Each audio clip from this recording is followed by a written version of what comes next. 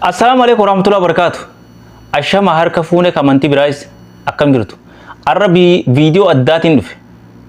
Video tana hanga dhumaatti dhageeffadha. Keessaawuu arran tanaa namni hin barbaadu shamarran biyya Arabaa qofa. Shamarran biyya Arabaa qofa hin barbaada. Isi warri dhiiraa dhayoo dhufnee dhageeffanne jettan mirga keessan. Garuu namni arran tana itti hajamu shamarran biyya Arabaa qofa hin barbaada jechuudha. Garuu viidiyoon kun isin ilaalchisaa shamarran biyya Arabaa sheer waliif godha. Viidiyoo tana hanga dhumaatti yoo dhageeffattan namni sammuun fayyaa qabu yoo dhugaan sammuu fayyaa qabaattan viidiyoo tanarraa waa barattan jeeti yaada. Parsantii 97 viidiyoo tanarraa waa barattan jeeti yaada. Parsantii 3 yoo baddees duruu baddeetiti waan nu fayyadu hin qabu jechuudha. Garuu yoo dhugaan viidiyoo tana hanga dhumaatti dhageeffatte yoo duraan badii keessa irraallee jiraatte badii keessa agartee parsantii 97 ni sirrooyti jeeti yaada jechuudha. Yoo sammuun fayyaa qabaatte yoo fayyaa hin qabaanne duraan baangaan isin dhamaafteeti fayyaa mal qabdanii miti. Kanaafuu yaadaa fi gaafii qabdan kobetti hidheetti laa barreessa. Hanga dhuma viidiyoo kanaatti sirriitti dhageeffadhaan waliin tura.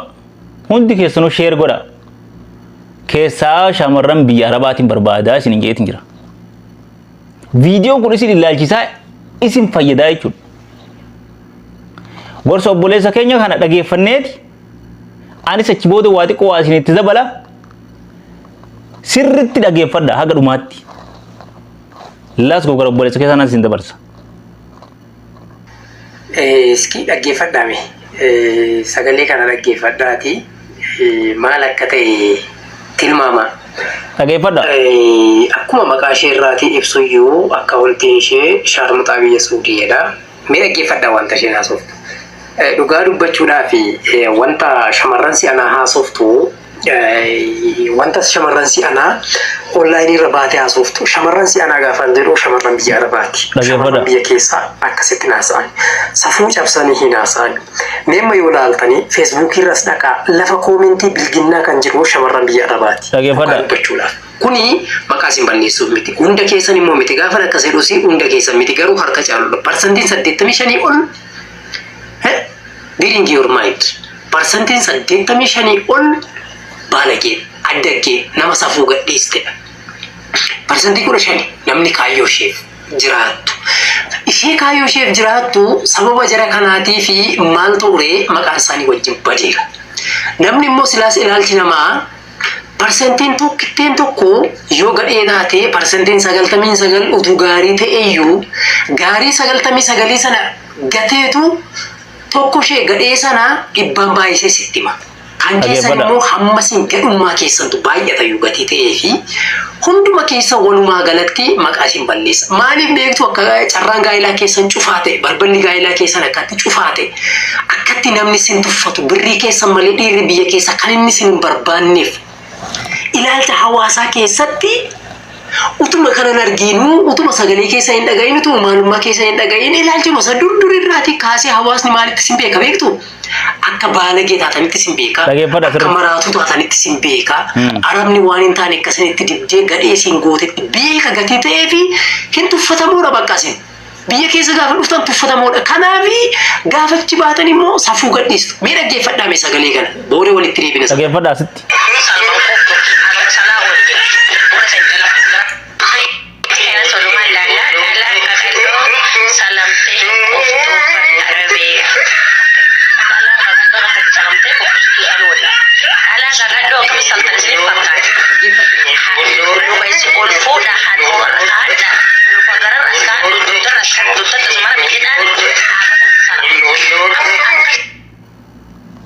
Dhugaa rabbii jecha isin amma asirratti jettu kana isii dhalaa kana dhiisi ani dhiiraa kun jecha akkanaa kana jechuun natti ulfaata amman tanaa bakka kaa'uuf wallaalu jira jechuudha.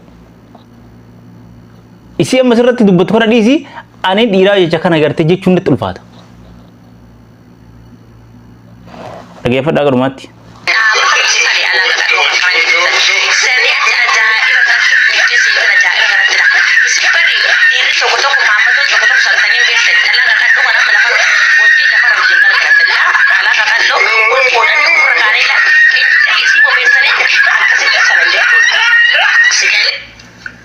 dhageessanii tuqa ilaa kana haasa'uudha. Kanaaf nama maqaanu balleessan kan jenne viidiyoo tana isinii fidee isin dhageeffachiisee jechuudha obboleessa keenya kuni. Kanaaf dhageeffadhaa gadhumaatti. Yoo dhugaa rabbiitiin sammuun teessan fayyaa taate viidiyoo kanarraa waa barattan jeetii yaadan. Birrii kee malee waan tokko sirraatiin barbaadu la. Dhiirri biyya keessa giiftii koo. Ammatu kana dhaga'uu si fuudhaare sin fuudhu atuutuu kana dhageessu carraan gaa'elaa koo maaliif cufaa ta'ee yoo jette dogoggortee. Kumaatamatti dhufee si jala jiraa oola. Tokko ishee garuu sin fuudhu. Birrii kee qofa barbaada. Birrii keessa achiitii fuudhee shamarran ishee biyya keessaa fuudhuu barbaada. Si galee shamarran ishee safuu qabdu fuudhuu barbaada. Maaltu maraatu duukaarraa isa iyyisiisire maaltu maraatu duukaa na iyyisiisedha. Please hamma dandeessanitti hamma waaqa isin gargaaretti warri walirra caaltan xiqqoo ishee fooyyee walirra qabdu parsentiin 15 haftan amma sammuma keessantu danaziidha maleessa bilginna irraati bilisa akkasiin taatan nan beeka dhugaa dubbachuudhaaf. Garuu isinumtu muumee mee wal gorsaami wal fooyyessuu yaala tokko irraan caala gadi ta'ee fi wal. Asirratti dhageeffadha. Gorsi obboleessa keenyaa kun dhugaa sirriidha. Yoo dhugaan sammuu gaarii qabaattan parsantii 97 viidiyoo kanarraa waa barattan je'eetiniin yaada. Waa barattanis sirrooytan je'eetiniin. Yoo dhugatti kanarraa kan waan baranne taate sammuun teessan fayyaa hin qabdu guutumatti. Akka inni jedhu san maaliif carraa gaa'elaa dhabnee keessan suni carraan gaa'elaa isin warri biyya tanatti biyya arabaa keessatti carraa gaa'elaa argattaniiti heerumtan dhugumatti wallaahi carra qabeessa. Carraa kee kanatti fayyadamiiti gaa'ela kee gartee bultii ta'e qajeelatti jabeeffadhu. Dhugaa isin hima jechuudha. Warri gartee hanganaa galeetiin heerumaa jettan isin warri gaafa zamana bawayyaanedha biyyaa baatan gaafa mallas biyyaa baatan hanga irraan tanaatti warri hin heerumin warri gartee baangaalii jala yaatan warri gartee suudaanii jala yaatan warri gartee arabaaf ijaazaa buutan warri baangaaliif ilmaan dhaltan warri gartee bakka argitetti wanni jechuu jirtan galleeti ganaa heerumnaan eenyu gomomsuu barbaaddan. Dhiirri biyyaa barshaaxira umrii gaafati biyyaa baatu paaspoortiin kee waggaa 20 biyyaa baate. Achirraa seega mallas du'e waggaa meeqa? Ijoolleen gaafa isin gartee xixiqqoo isin dhalatte gaafa isin ijoolleen gaafa isin biyyaa baatan dhalatte har'aan tana heerumtee ilmaan 2-3 qabdi. Hayyee eenyu isin fuudha duuba isin? Tana sammuun teessan yaadu xiqqoo mallee ni beektan isinuu ijoolleen gaafa isin dhalatte gaafa isin biyyaa baatan dhalatte akka har'a heerumtee ilmaan 3 qabdu 4 qabdu.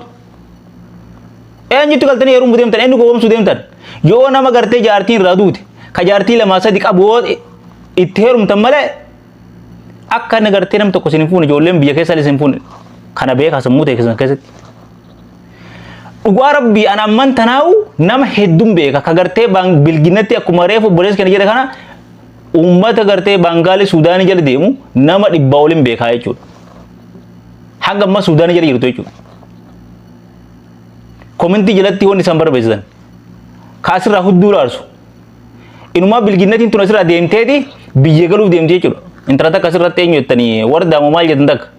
Tunillee asirraa hudduu mimicirteeti ijoollee biyyaa balleessuu jirti jechuudha. Kanaaf viidiyoo kanarraa waa barattan jeetii yaada.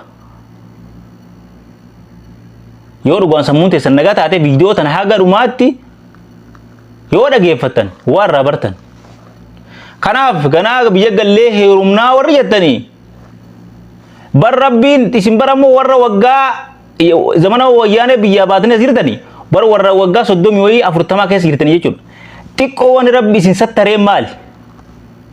Wani rabbi isin sattareen mana arabaa jala ooltan mukayyaf jala ooltan aduu isin dhoytu gaafa achirra galtanillee mana jaazaa galtanii aduun isin dhoytu kanaan rabbi isin sattare. Maammadoon biyya tanatti jiru wallaahi adiim qaali anas hin jee maaliif qaali yoo naan jettan aduu guyyaa reetii isaa ooleeti madaraa keessa ooleeti shakli isaa fayyaa